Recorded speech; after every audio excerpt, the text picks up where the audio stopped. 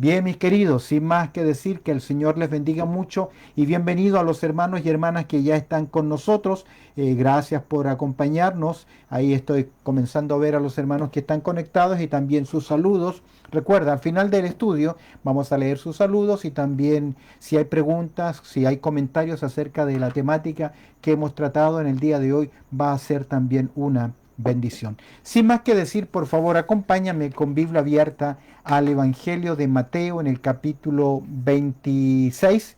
Vamos a mirar juntos el Evangelio de Mateo ya en el capítulo 26 y vamos a partir desde el verso 17 en adelante. Esta es como una pequeña serie de los cuadros cruciales de nuestro Señor Jesucristo. El domingo comenzamos con el tema la entrada humilde del rey. No es su entrada triunfal porque no fue una coronación, por lo contrario, fue más que nada una mofa, una declaración falsa, ya que el mismo grupo que lo está aclamando como rey, también días después estarían pidiendo su crucifixión y la liberación de un personaje llamado Barrabás. Así que de esta forma podemos observar que no fue una entrada triunfal. Si estás ahí en el Evangelio de Mateo, el capítulo 26, vamos a mirar juntos desde el verso 17 en adelante, así que lo vamos a leer en la medida que vamos avanzando. Solo quiero mencionar el verso 17 y el tema es la celebración de la última Pascua. La celebración de la última Pascua.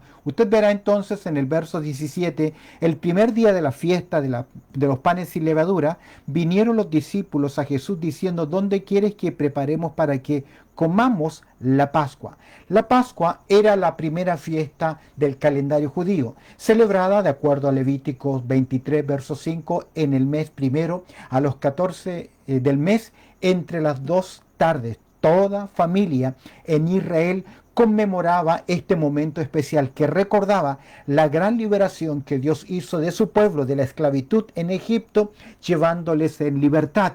Aquel glorioso momento, aquella gran milagro del Señor de abrir las aguas, de hacer cruzar la tierra, de que el ángel de la muerte pasara y no dañase a ninguno de los primogénitos de la nación de Israel, porque habían aplicado la sangre del cordero al dintel de las puertas. La Pascua era inmediatamente seguida por lo que se le llama la fiesta de los panes sin levadura. Levíticos capítulo 23, verso 6 nos relata esto. Y esta fiesta, la de los panes sin levadura, duraba una semana, lo que hacía que el periodo total de festividad durara aproximadamente 8 días. Las dos fiestas estaban tan íntimamente relacionadas, la Pascua como la fiesta de los panes sin levaduras. Estas dos fiestas estaban tan íntimamente relacionadas que en ese mismo periodo de 8 días, que a veces se le llamaba la Pascua y otras veces se le llamaba la fiesta de los panes sin levadura, usado en forma intercambiable. De hecho, el Nuevo Testamento, el evangelista Lucas, así también lo menciona, ya que Lucas, en su relato paralelo, en el verso 22, el capítulo 22, verso 7, Lucas dice: llegó el día de los panes sin levadura, el cual era necesario sacrificar el cordero de la Pascua. ¿Ves? Se van usando casi en forma intercambiable estos dos conceptos: la Pascua, que era celebrada, y luego 7 días de fiesta de los panes sin levadura. El hecho de los panes sin levadura era porque básicamente no solo describe la corrupción de la levadura, sino que no hubo tiempo de ese proceso de preparar ese pan, sino que rápidamente la nación tuvo que salir en liberación en aquel momento, cuando fue llevada a la libertad mediante el éxodo y mediante el liderazgo de Moisés. Ahora, volviendo al tema, la celebración de la Pascua, en Mateo capítulo 26, verso 17. Cada uno de estos detalles es tremendamente importante. Ahora, ¿qué está pensando? ¿Qué debía haber llenado la mente del Señor al enviar a sus discípulos? ¿Qué estaría pensando nuestro Señor Jesucristo al enviar a sus discípulos no para el pollino, sino para preparar, en este caso, la celebración de la Pascua? Quiero que observes conmigo los versos 17 en adelante, la preparación de la celebración. Mira el verso 17. El verso 17 dice lo siguiente: el primer día de la fiesta de los panes sin levadura, vinieron los discípulos a Jesús diciéndole: ¿dónde quieres que preparemos para que comamos la Pascua? Vemos acá en primer lugar, al observar el verso 17, la preparación de los elementos. El primer día de la semana, el primer día de esta celebración era la Pascua, fiesta celebrada que, como les decía, con la gran liberación. El nombre dado a la fiesta proviene de la práctica de no usar los panes sin levadura, de no usar levadura para hacer el pan durante esa semana. La fiesta debía tener un lugar en la ciudad de Jerusalén. Aunque los peregrinos, esta fiesta se realizaba en Jerusalén. Es importante.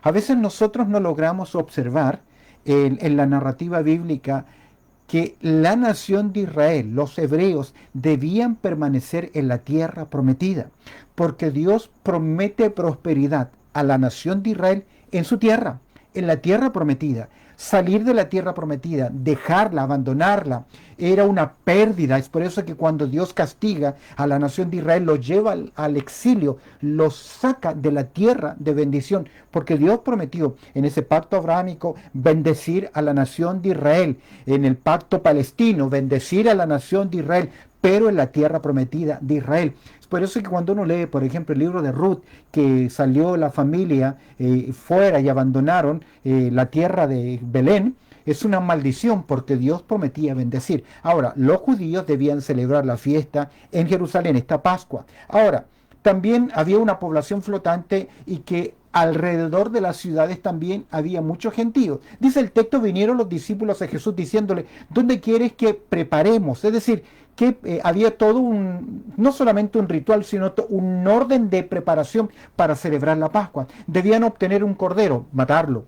Debían quitar todo el rastro de levadura de la casa, recordemos la liberación. Debían preparar las hierbas amargas, que esto recordaba la memoria de las hierbas amargas, recordaba la esclavitud que ellos enfrentaron.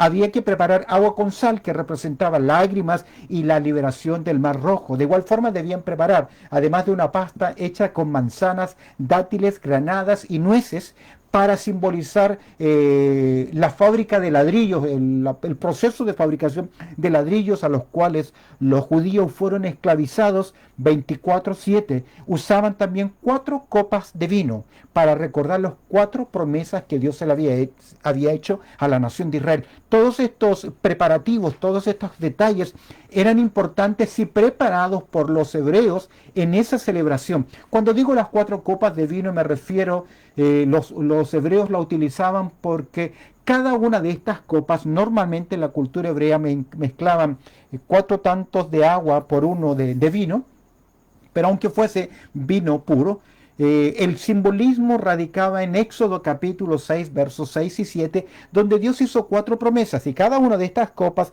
representaba un aspecto de esa promesa. Leo para ustedes el texto de la promesa. Éxodo capítulo 6, verso 6 dice, por tanto dirás a los hijos de Israel, yo soy Jehová, yo os sacaré de debajo de las tareas pesadas de Egipto. Segundo, yo os libraré de su servidumbre, yo os redimiré con brazo extendido, con juicio grande, y os tomaré por mi pueblo, y seré vuestro Dios, y vosotros sabréis que yo soy Jehová, vuestro Dios, que os sacó debajo de las tareas pesadas de Egipto. Ahí están las 4 promesas. Yo os sacaré, yo os libraré, yo os redimiré y yo os tomaré por mi pueblo. Estas 4 copas representaban y que era parte importante de la celebración de la Pascua. La costumbre era que la familia matara el cordero alrededor de las 3 de la tarde y luego prepararlo para que se comiese alrededor de las 6 de la tarde, cuando ya se hacía el cambio de día. Recuerda que los hebreos miden el cambio de día de 6 de la tarde a 6 del otro día. A las 6 de la tarde del otro día ya cambia de un día para otro, no como nosotros que es a la medianoche. Hemos visto entonces la preparación de celebración.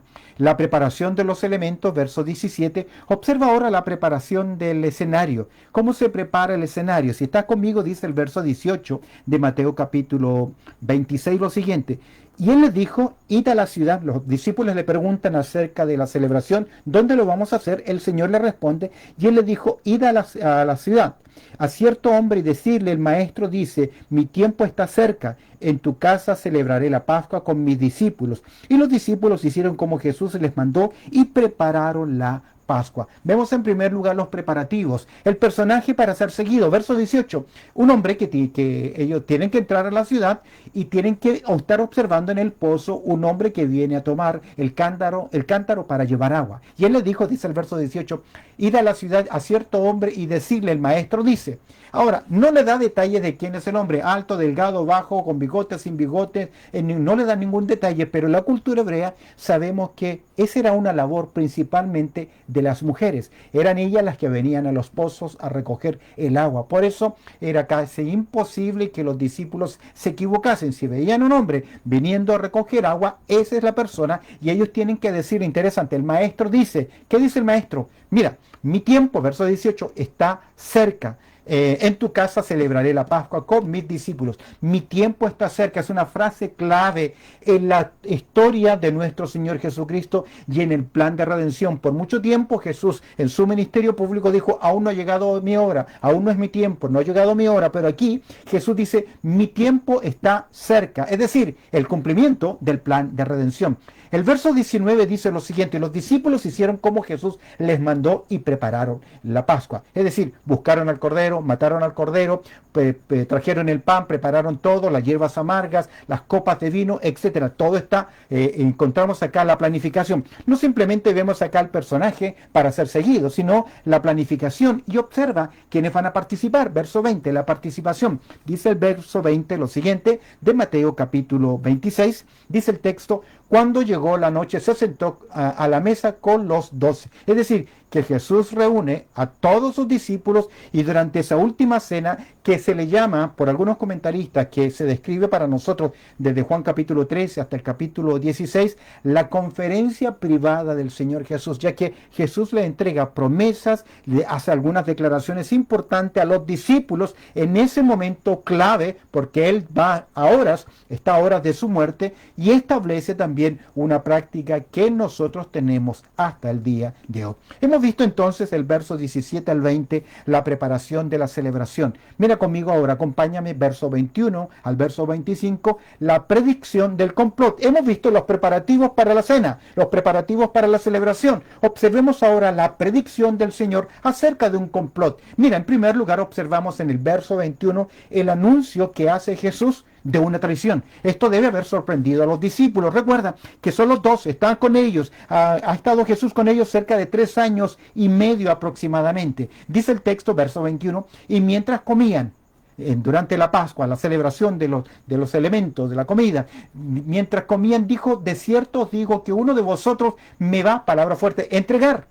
La palabra, el término entregar es fuerte, significa me va a llevar preso, me va a poner preso, me va a entregar para ser encarcelado. En Mateo capítulo 4, verso 12 se utiliza la misma palabra entregar, pero a describir a que Juan estaba preso. Es decir, entregado para que sea tomado para estar bajo custodia o bajo encarcelamiento. El término es fuerte. Durante ese tiempo el Señor anuncia, alguien le va a traicionar. Término fuerte, término militar fuerte, entregar. Observa el verso 22, la aseveración de los discípulos. Ellos van a reaccionar porque se sorprenden de la declaración. Uno de ustedes va a hacer que me priven mi libertad. Me va a entregar.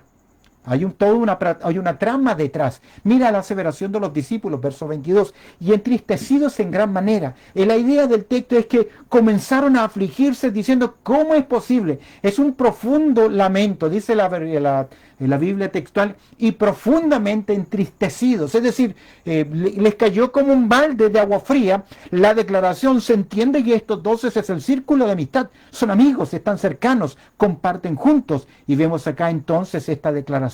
Mira ahora la aseveración de los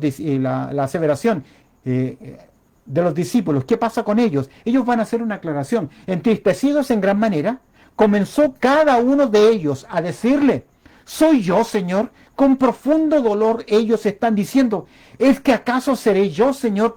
No es una interrogación, ya que la pregunta manifiesta la irracionalidad de la declaración. ¿Cómo es posible, Señor, que sea yo el que te voy a traicionar? Esa es la aseveración de los discípulos. Observa la aclaración de Jesús, verso 23. Entonces él respondiendo dijo, el que mete la mano conmigo en el plato, ese va a entregar, ese me va a entregar. Es un poco extraña la declaración, pero hace alusión a 2 referencias del Antiguo Testamento. En Salmos, capítulo 55, verso 12 al 14 dice lo siguiente. Salmos capítulo 55, verso 12.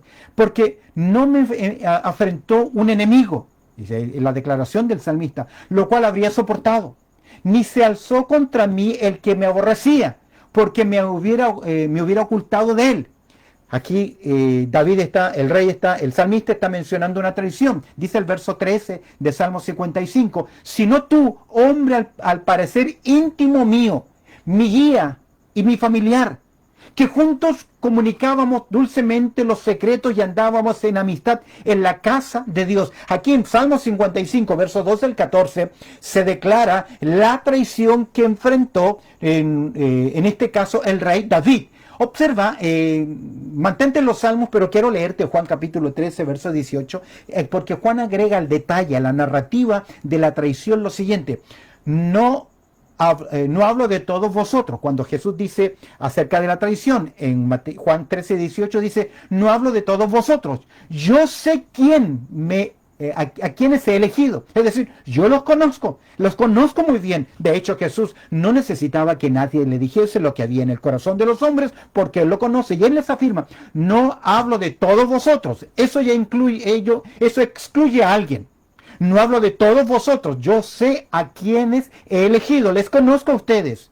Mas para que se cumpla la escritura, el que come pan conmigo levantó contra mí su calcañar. Y se refiere al Salmo 41, donde David describe la traición de Ahitofel, su mano derecha, su personaje principal, quien se unió en la rebeldía de su hijo Absalón en contra de David. Salmo 41, verso 9 dice así: aún el hombre de mi paz, en quien yo confiaba, el que de mi pan comía, alzó contra mí el calcañar. Es decir, David ahí sorprendido, como leíamos en el Salmo 55, si hubiese sido un enemigo, si hubiese sido otra persona desconocida, no me hubiese afectado tanto, pero fue mi hombre de confianza, la persona cercana. Es por eso que vemos acá que Jesús, ahora, es interesante, presta atención a esto, que Jesús dice, el que come de mi plato. Según algunos historiadores, el acto de un rey, de una persona, de dar de comer de su propio plato a otra persona, estaba evidenciando un acto de misericordia. Y es decir, que Jesús está, como sabe quién le va a entregar, al ofrecerle de su plato, le está mostrando un acto de misericordia a aquella persona que es traidor o traidora. Veamos ahora el verso 24 de Mateo capítulo 26. Dice el texto: a la verdad, el Hijo del Hombre va según está escrito de él. Mira qué interesante. Todo lo que ocurre con la traición de nuestro Señor Jesucristo, y aún como Judas, como instrumento de traición, es utilizado por la soberanía de Dios y su providencia divina para cumplirse así el plan de redención.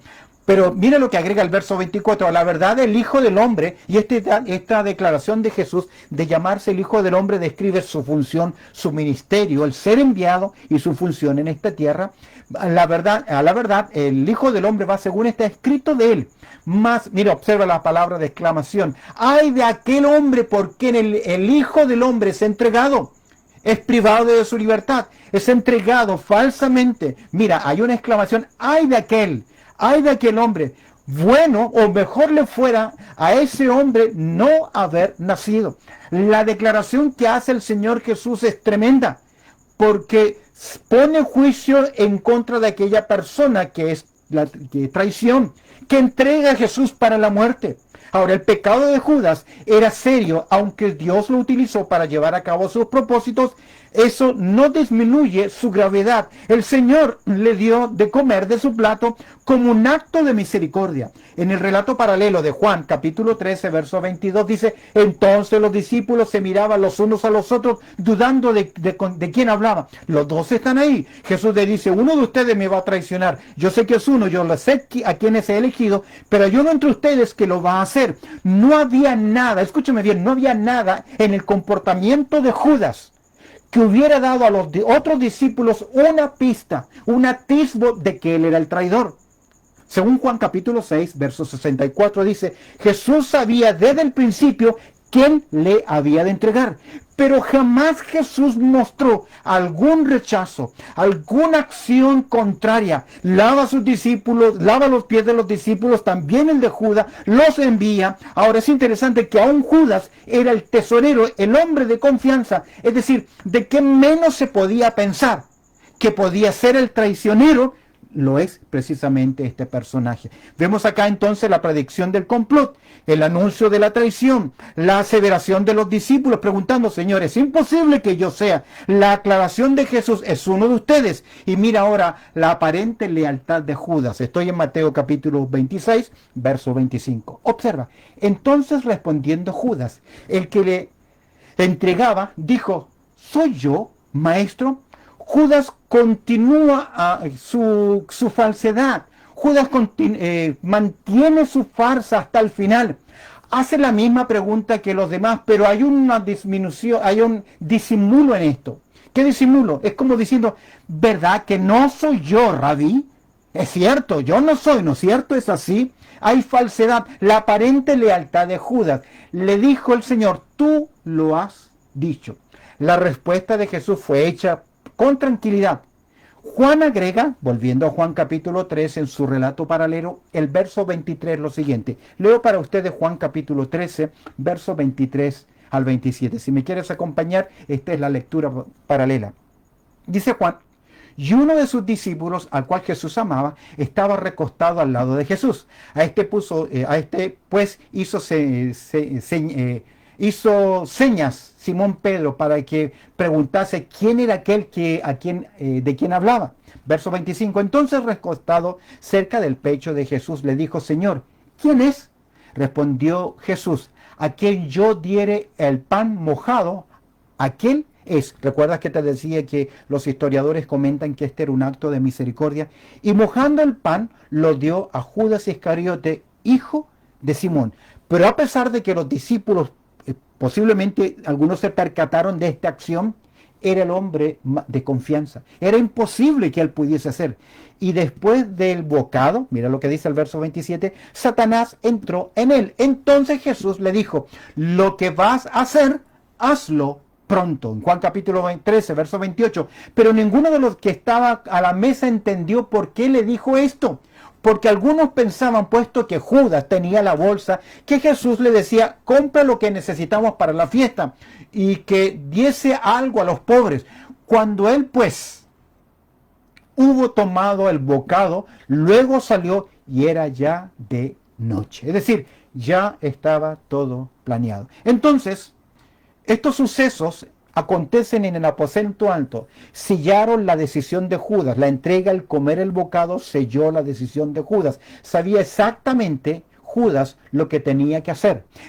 Él sabía que después de cenar, Jesús se iría con sus discípulos al huerto a orar, una práctica que tenía habitual del Señor. Dice Juan capítulo 18, verso 2, y también Judas, el que entregaba, conocía el lugar porque muchas veces Jesús se había reunido allí con sus discípulos. De esta forma, sale del aposento alto, va a hablar con los líderes religiosos, sabe dónde va a reunirse Jesús y trae entonces la guardia del templo para entregar a Jesús con un beso. Veamos ahora, porque estamos en el concepto de la celebración, el tema de la celebración de la Pascua. ¿Qué está pasando? Están los preparativos de la celebración, pero también Jesús hace la predicción del complot, anuncia la traición.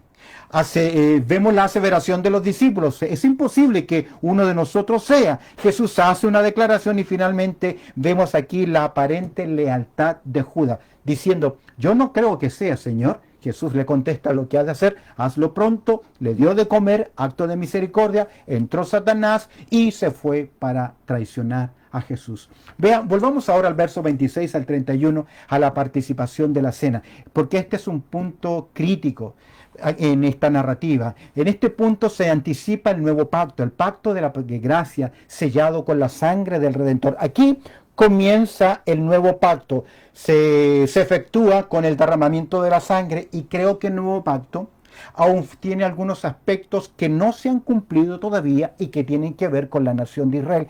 y la iglesia, tú y yo caemos en la bendición de este nuevo pacto. Lo que entendemos en Hebreos capítulo 8 hasta el capítulo 10. Ahora, en este punto se va a caducar, se pone fin al pacto antiguo y se establece el nuevo pacto y una nueva práctica para la iglesia. Observa el proceder de Jesús, verso 26. Y mientras comían, tomó Jesús el pan y bendijo y lo partió y dio a sus discípulos. Y dijo: tomad, comed, esto es mi cuerpo. Y tomó la copa y habiendo dado gracias, les dio, diciendo: bebed de ella todos.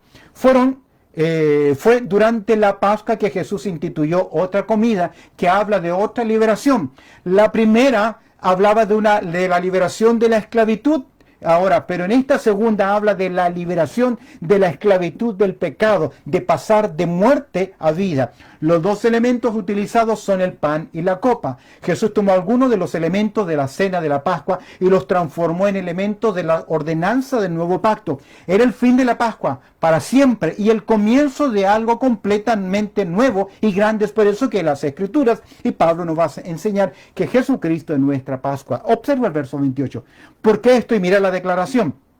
Tomando la copa, dice: porque esto es mi sangre del nuevo pacto, que por muchos es derramado para remisión de los pecados. No quiero detenerme en toda la terminología, pero el texto dice que esa sangre es derramada, dice: porque esta es mi sangre del nuevo pacto, que por muchos es derramada para remisión de los pecados. Me llama la atención que diga por muchos y no por todos. Y la verdad es porque el alcance de la obra no es para todos, sino solamente para los redimidos. Nos recuerda que la ofrenda del cuerpo de Cristo en el Calvario fue hecha una sola vez y para siempre, que es lo único que lava o expía nuestros pecados, la sangre. Ahora, leemos en Lucas 22:19 que dice: y tomó el pan y dio gracias y partió y les dijo: esto es mi cuerpo que por vosotros es dado. Haced esto en memoria de mí. Estaba instituyendo lo que llegaría a ser conocido ahora como la cena del Señor o la Santa Cena. Interesante, queda atrás el antiguo pacto. Ya no estamos bajo el antiguo pacto. Hoy estamos bajo el nuevo pacto. Es interesante leer Romanos capítulo 6 al final del capítulo y Romanos capítulo 7, donde Pablo en los primeros versículos presenta una analogía de una mujer casada que mientras está en vida está sujeta a su marido, pero si éste muere, ella queda libre. De esa forma, Pablo, en una analogía, presenta la libertad que ahora tenemos porque la ley está muerta. Caducó la ley en la cruz. Cristo la cumplió por nosotros. Él vivió y cumplió la ley por nosotros y ahora nos imparte la reconciliación y la transformación. Su justicia es por eso que al que no conoció pecado, por nosotros lo hizo pecado para que viniésemos a ser justicia de Dios en él. Nos presentamos ahora en Cristo como justos, como habiendo cumplido lo que humanamente o carnalmente es imposible para nosotros. Ahora, un detalle interesante. Pablo, por revelación, y en 1 Corintios, en el capítulo 11, va a decir lo siguiente. Así pues, dice: lo que yo recibí del Señor la noche en que fue entregado, y el verso 26 dice: así pues, agrega, hablando de la nueva celebración, hablando de la nueva ordenanza, queda atrás la Pascua, ahora establece para la iglesia, para los creyentes, para esta era, una nueva práctica. Así pues, dice Pablo en verso 26, llegando a una conclusión: todas las veces que comieres este pan y bebieres esta copa, que representan la obra de Cristo, la carne de Cristo, la sangre derramada. Pablo dice: todas las veces que comieres este pan. No nos dice cuándo. La práctica de la cena del Señor es completamente libre y depende de cada iglesia, de cada congregación o de la línea distintiva denominacional que tenga. Así pues, todas las veces que comieres este pan y bebieres esta copa, la muerte del Señor, palabra interesante, anunciáis. Aquí encontramos un propósito importante, un verbo importante. El propósito de esa ordenanza fue declarar, conmemorar a través de las edades la muerte expiatoria de nuestro Señor Jesucristo. La comunión del pueblo del Señor en el pan y la copa, cuando reunís como iglesia, como enseña Pablo en 1 Corintios capítulo 11, tiene una finalidad: comunicar, anunciar, declarar la obra consumada de Cristo. Y agrega Pablo en una expresión de tiempo: ¿cómo va a ser anunciado? Hasta que, o por cuánto tiempo, hasta que Él venga. De igual forma nos recuerda la promesa de la segunda venida de nuestro Señor Jesucristo hasta que Él venga. De esta forma se mantiene la vigencia y la validez de esta obra del Calvario, de proclamar, de anunciar. Por eso digo que cuando nos enfrentamos al pan y la copa, hay tres miradas que hacemos. Una es la mirada al pasado. Una es una mirada interna, evaluarnos a nosotros mismos. Y otra es una mirada futura, donde nosotros anticipamos aquel momento. Ya que volviendo a Mateo capítulo 26, verso 27 dice, y tomando la copa y habiendo dado gracias. Y es interesante que el término gracias es ahí la palabra Eucaristía, de la cual algunos toman para describir la cena del Señor, la cena de acción de gracia, la Eucaristía. Ahora, la sangre que habla el Señor. El valor de la sangre no está en las plaquetas del Señor Jesucristo. El valor no está en los componentes de la sangre, sino de quién derrama la sangre. En Hebreos capítulo 9, verso 22 dice la Escritura, casi todo es purificado según la ley con sangre, y sin derramamiento de sangre no se hace remisión de pecado. Cuando las Escrituras afirman que somos redimidos por la sangre de Cristo, no debemos pensar que se trata de sus plasmas o sus plaquetas que tengan alguna propiedad sobrenatural, sino que el concepto de sangre significa una vida entregada por otra persona. El poder en la sangre del que nosotros cantamos yace en la expiación que efectuó mediante el derramamiento de su sangre, dar su vida por nosotros. Cuando cantamos hay poder sin igual poder en Jesús que murió en su sangre. El valor de la sangre de Cristo es quien muere en la cruz, un inocente, santo, puro, el Cordero de Dios. Verso 29. Hemos visto al mirar la cena del Señor, la participación de la cena del Señor, el proceder de Jesús, versos 26 al 28, sus declaraciones, establecer,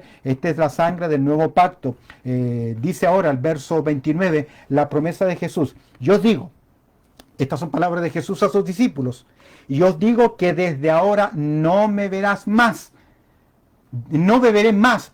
y yo os digo que desde esta hora no beberé más de este fruto de la vid, hasta aquel día en que lo beba nuevo con vosotros, ¿dónde? En el reino de mi Padre. Habla de una nueva comunión más íntima, en un ambiente de victoria, de júbilo, en contraste con el dolor. El reino en el gobierno de mi Padre. Produciría tristeza a los discípulos la partida del Señor, pero aquí encontramos una promesa. Luego en Juan capítulo 14 va a aclarar aquella promesa. Vemos la promesa de Jesús y vemos la partida de Jesús, versos 30 y 31 se considera. Ahora, dice en Juan capítulo 13, verso 30, que después de esta celebración, cuando él, después de la cena, de compartirlo, cuando él pues hubo tomado el bocado, luego salió y era ya de noche. Dice el verso 30 de Mateo 26, y cuando hubieron cantado el himno, salieron al monte de los olivos. Ellos cantaron como se hacía tradicionalmente y se dirigen rumbo al monte de los olivos, donde Jesús va a orar, donde Jesús va a hacer su última oración sacerdotal o su oración ahí en Juan capítulo 17. Y antes que los discípulos comprendieran lo que las dificultades estaban por comenzar en la persona del Señor, el verso 31 de Mateo 26 dice, entonces Jesús les dijo, todos vosotros os escandalizaréis de mí esta noche. Porque escrito está, heriré al pastor y las ovejas del rebaño serán dispersas. Con estas palabras el Señor anunció su traición, su muerte. Y qué lamentable es que los discípulos, a pesar de haber sido instruidos continuamente por el Señor, especialmente en los últimos 6 meses donde Jesús deja todo ese ministerio público y se concentra finalmente los discípulos, fueron incapaces de ver todo lo que estaba ocurriendo. De hecho, cuando vemos la resurrección, algunos de ellos dudaron que fuese posible. Quiero terminar la celebración de la Pascua en un momento importante. Caduca, finaliza una celebración, ya no hay más Pascuas por celebrar, así que ahora se establece Cena del Señor, que es el recordatorio de la obra consumada de Cristo. Solo 4 lecciones importantes para considerar. En primer lugar, comprender lo importante que es este momento en la vida de Jesús. Reflexionar en esa última semana, especialmente este cuadro, cómo Jesús se está anticipando. Él va a decir más adelante, pasa de mí esta copa, pero aquí ya ha anunciado, todo va, como dice Jesús, de acuerdo a lo que fue designado por el Padre Celestial. Vemos ahora que Jesús, a pesar de que sabía la intención de Judas, mostró misericordia, jamás un rechazo. Y la vida de Jesús es un ejemplo para nosotros a seguir. La adoración es vital, la celebración de la cena del Señor.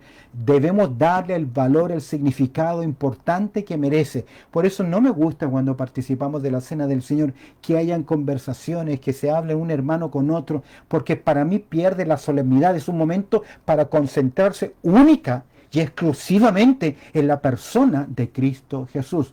Y finalmente otra implicación, otra lección importante. Tomemos un tiempo de reflexión espiritual en estas fechas para ser agradecidos de lo que Dios ha hecho por cada uno de nosotros. Fue obediente hasta la muerte y muerte de cruz. Bendito Padre Celestial, quiero darte muchas gracias por este lindo tiempo de compartir tu palabra, Señor.